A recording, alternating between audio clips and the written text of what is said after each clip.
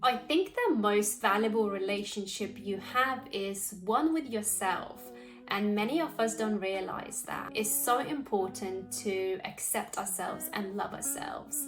And it all starts within. It's all in our internal world, and we don't need to look anywhere else. All the answers are within. I am a true believer in self-love, and being on my own journey of self-love and finding my kind of internal happiness, I can finally say that it's the most beautiful thing when you start accepting yourself and start truly falling in love with yourself. I think it's different love than loving others and loving yourself, but it's the most magical feeling, just beautiful overall feeling that you have every day when you wake up and you just feel happy because you're full of love. And it's not just you're loving others, but you loving yourself and accepting yourself at the same time. So that's why I really love to share that with you, my 7 steps to self-love that has helped me and has really worked. I'm still on my own journey. I haven't finished my journey. I practice these things every day that I'm going to share with you. So here it is. Number 1, watch how you talk to yourself and about yourself. So just remember that you have to be extremely careful the words that you say to yourself or about yourself to others, because words create emotion, and then that emotion and that word come together, and then that creates energy. So I'm a true believer in universe and frequency and energy and all that amazing thing. So whatever you put out there, it will attract, whether you say out loud or you say it to yourself. So just remember, be careful what you say to yourself and how you speak to yourself. This is when you start developing a self-love. When you start speaking kindly to yourself and to others about yourself, you start building a relationship, a respectful relationship with yourself, because you wouldn't start talking to your friend disrespectfully, because if you did, you will most likely would upset that friend. So try to be very mindful every day when you speak to yourself. It will of course take time. This is a daily practice you have to implement into your routine when you wake up in the morning, during the day, and before you go to sleep. Remember how you are speaking to yourself, and catch yourself as well, how you speak to others about yourself, the words that you use, and the words that you use when you speak to yourself. Step number 2, learn about your emotions. So what I mean by learning about your emotions is watch yourself, what triggers you. Watch yourself. If someone says something to you and it triggers you, meaning in the way of your emotion, there's many emotions that you can express, whether it's sadness or anger or rage, or perhaps you're just feeling very anxious and closed off. Just watch and ask yourself, why are you feeling like that? Why is that person what has said to you, why it triggered so much? Why are those words upsetting you so much and bringing huge emotion out of you? Perhaps no one said anything to you, but you heard something or you've seen something, and yet again your emotion comes up and heightened, and you don't know why it's happening. So this is the time where you don't ignore your emotions. You start questioning yourself and you start diving in deeper and asking yourself, why am I feeling like this? What is happening? This is almost the same way like if you were listening to your friend or your loved ones. If you have said something to them and it triggered them and they start whether laughing or crying or raging in anger, you would most likely would ask them, what has happened? Why do you feel like that? Why is such a high emotion, right? So you would ask, and then they would perhaps tell you, and you would talk through those emotions, and you would have the understanding why they have reacted like this. So the same way goes for you about your emotions. When you feel all this, ask yourself, ask why you are feeling like this. Step number 3, be accountable of your own actions and reactions. So this one is similar to step 3 about your emotions, but it's a little bit different. This is actually taking responsibility and accountability to your own actions and reactions to others, what you project out of internally into external world. So for example, if someone has said something to you that it triggered you, but you don't know why, so whether you cried or you started shouting at them, or you have to ask yourself why first, and then you have to be accountable for your own actions. Don't run away and just say, well, I'm just feeling like this. I'm just an emotional person and I just cry. Do a self-reflection. Think why you're doing, and just be okay to admit what you have done, and be okay to say sorry to other person. And this is a very big step to self-love, because in the reason why this step is mentioned in the self-love is because you show yourself that you respect yourself, and you stand high, and you are able to say sorry, and you are able to acknowledge your actions and reactions, and whether they're good or bad, you are able to acknowledge that. And if you don't acknowledge your actions and reactions, then most likely 99% they will be repeated again. So this is a massive step. Step number 4, explore. What do I mean by that? Life is not a straight road. It's a curvy road with lots of obstacles and lots of surprises. So you need to be able or be open to explore the world.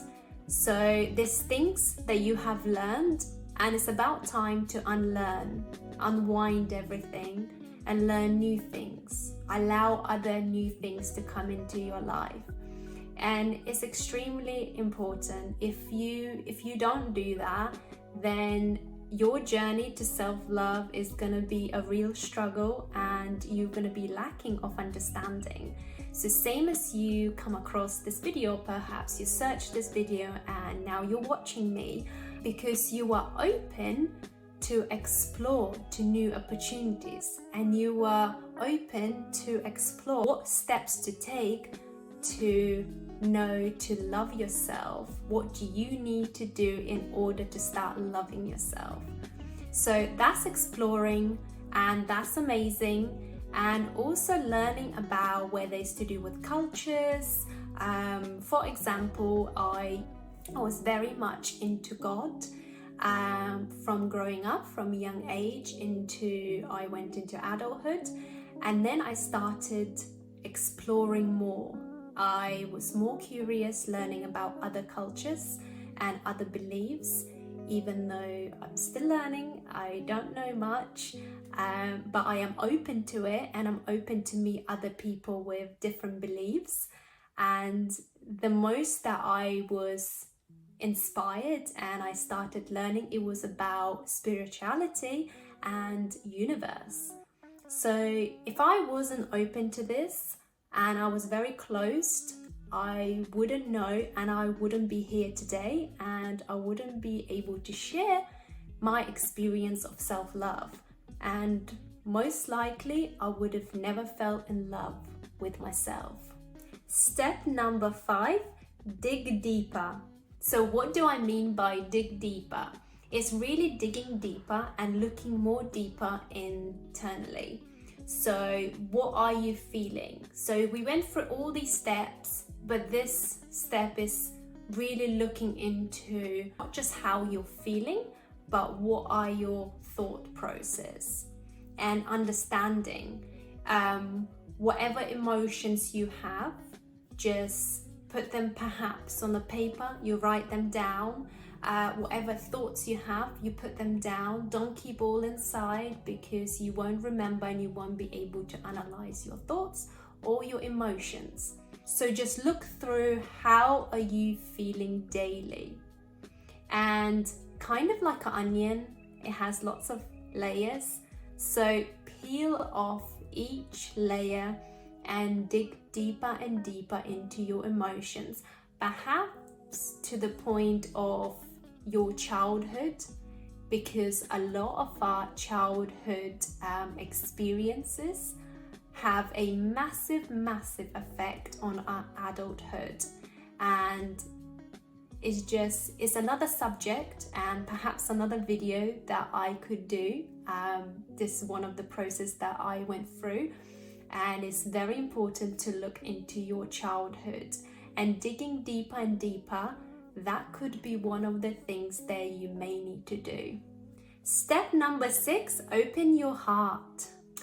So this is another kind of deep step, and it's not an easy one for sure. Not that I'm saying any of them are easy, but this one is fundamental as any other step that I have mentioned.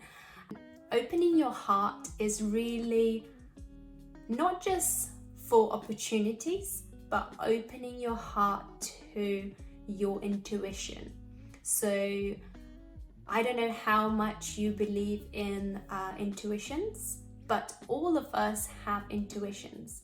There is always a voice that talks to us, and there's always that feeling. That talk and the feeling comes together, and it's like almost an urge, whether if you're going to do something and it says no, don't do it, or you're not going to do that and saying yes, do it, is very hard to understand. Sometimes it can be very misleading, those voices, but it's something that you should be open to understand and analyze it.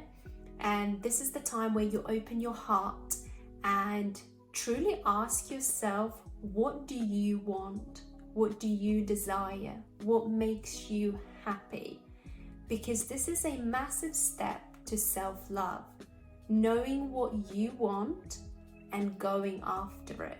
Because that means you are respecting yourself and you want to give that, whether it's a thing or experience or something life-changing, you want to give that to yourself because you love yourself. Step number 7, check in. So this is a final step, and what do I mean check in? Is literally checking in with yourself. How are you doing through those all steps that I have mentioned?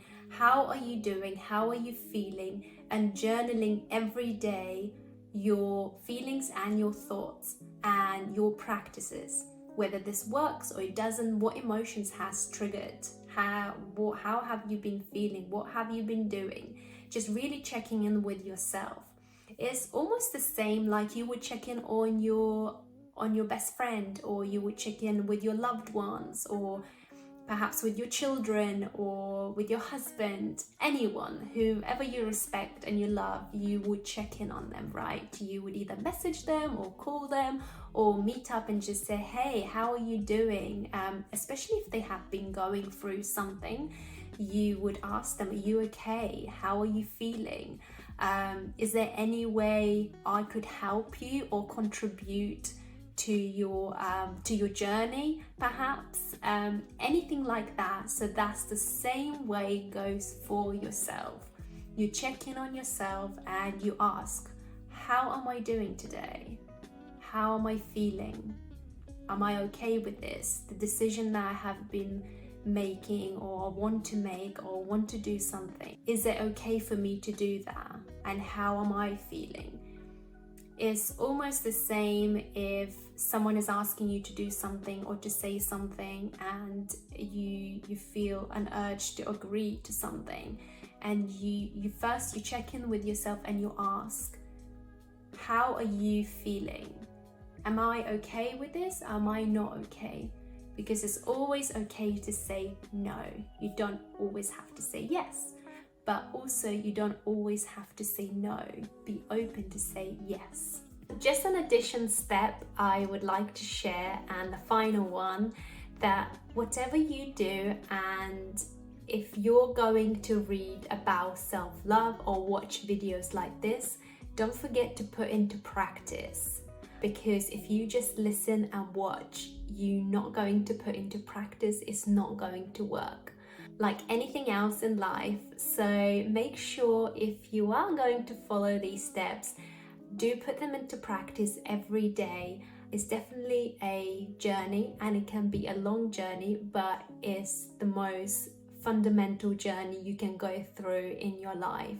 I hope you have enjoyed my video. I loved sharing my 7 steps to self-love, and let me know in the comments below if you are going through self-love journey at the moment, or if it's something new for you. And let me know if this video has helped you or not. I would love to connect with you. Bye bye for now, and I'll see you in my next video.